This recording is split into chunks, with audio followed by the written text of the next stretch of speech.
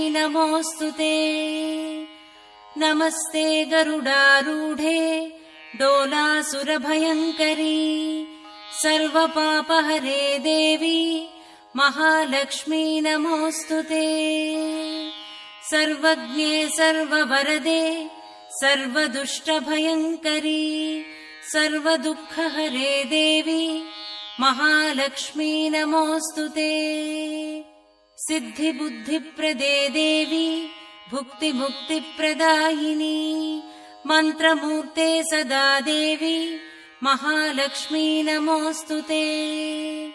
आद्यन्तरहिते देवी आदिशक्तिमहेश्वरी योगज्ञे योगसम्भूते महालक्ष्मी नमोऽस्तुते।